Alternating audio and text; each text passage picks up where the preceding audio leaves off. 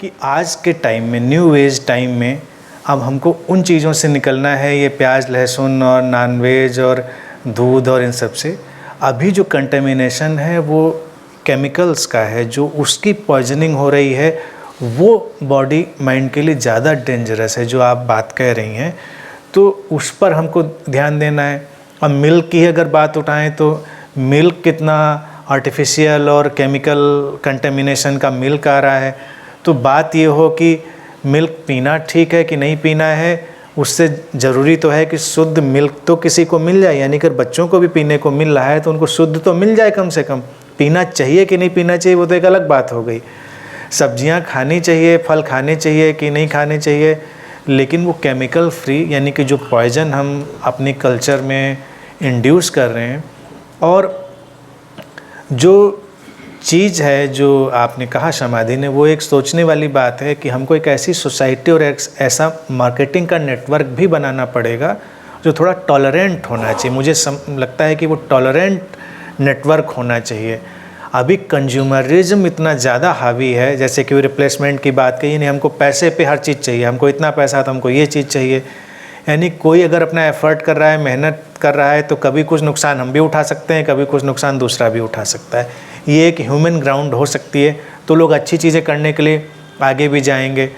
अब अगर हमको लगता है नहीं हमको जल्दी चीज़ चाहिए और अच्छी चीज़ चाहिए, तो आप देखिए सारे लोग जानते हैं, इवन नॉन वेजिटेरियन भी कोई है तो तमाम एनिमल्स और सब वो इंजेक्शन लगा के उनको बड़ा कर देते हैं, हार्मोन इंजेक्शन डाल के। सब्जियों में केमिकल डाल के उनको जल्दी बड़ा कर देते हैं, क्योंकि हमको सब कुछ जल्दी जल्दी चाहिए। और फिर दूसरी चीज़, एक फूड अवेयरनेस भी लोगों के अंदर लानी ज़रूरी है। मुझे लगता है कि स्पिरिचुअली वो बड़ा कल्चर ज़रूरी है कि हमारे समाज में फूड का रिस्पेक्ट भी बहुत कम हुआ है। फूड ग्लोरीफाई तो हुआ है, लेकिन अगर फूड के रिस्पेक्ट की बात करें तो लोगों को लगता है ये तो बड़ी गरीबों वाली बात हो गई, ये तो पॉवर्टी वाली बात हो गई, मैं तो रिच हूँ, मैं तो बहुत अफोर्ड कर सकता हूँ, तो हम वेस्ट भी करते हैं। अब देखिए बड़े बड़े लोग रेस्टोरेंट में जाएंगे, जिनके पास पैसा है, वो इतनी डिशेज़ मंगाएंगे, खा पाएँ नहीं खा पाएँ, फिर वेस्ट करेंगे, उनको छोड़ के आएंगे। सरकार भी इस पर अभी बात चल रही थी, कानून बनाया जाए। कई कंट्रीज़ में कानून बना है कि आप उससे ज़्यादा ऑर्डर नहीं कर सकते हैं जितना आपको खाना है, यानी आप वेस्ट ना करें कम से कम चीज़ों को। तो फिर क्या है कि हमको कितने फूड की ज़रूरत है, इसको भी ध्यान में देना पड़ेगा। मैं अपने अनुभव से देखता हूँ कि बहुत फूड की ज़रूरत नहीं है व्यक्ति को, यानी कि बहुत खाने की, दिन भर में कितना खाना व्यक्ति को चाहिए, वो एक रिसर्च सबके सामने आनी चाहिए, जिस पे आजकल काम चल रहा है। तो एज ए न्यूट्रिशनिस्ट जैसे इन्होंने काम किया है, तो वो नॉलेज भी लोगों तक जाना चाहिए कि लोग जो दिन भर खाते रहते हैं या इतना खाते हैं, उसकी ज़रूरत नहीं है। उससे फिर आप अपनी बॉडी को और हार्म करते हैं। फिर जो लोग अच्छे से ऑर्गेनिक और केमिकल फ्री चीज़ों पर काम करें, उनको अभी बहुत सपोर्ट की ज़रूरत है। अभी वो संसाधन उतने हैं नहीं उन लोगों के पास, और मार्केट में ये एक युद्ध है, ये एक वॉर है, क्योंकि जिनको बेचना है बहुत ज़्यादा, उनको तो उसी सिस्टम से ही उसको जल्दी जल्दी सब लाना है मार्केट में।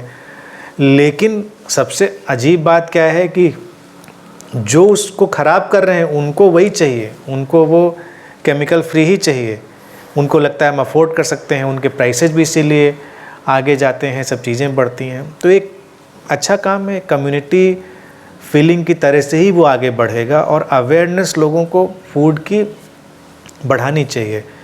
ये जो सुपरस्टिशियस बातें रिलीजियस कॉर्नर में चलती हैं, इनको हटाकर हमको बहुत ही हेल्दी और नॉर्मल बातें रखनी पड़ेंगी सामने। और केवल वेजिटेरियन ही नहीं, मैं तो नॉन वेजिटेरियन की भी बात करूँगा कि जब आपको नॉन वेजिटेरियन फूड की भी बात हो, जो लोग उस पर डिपेंडेंट हैं, तो हम यूँ नहीं कह सकते कि वो सब बेकार है, वो सही नहीं है।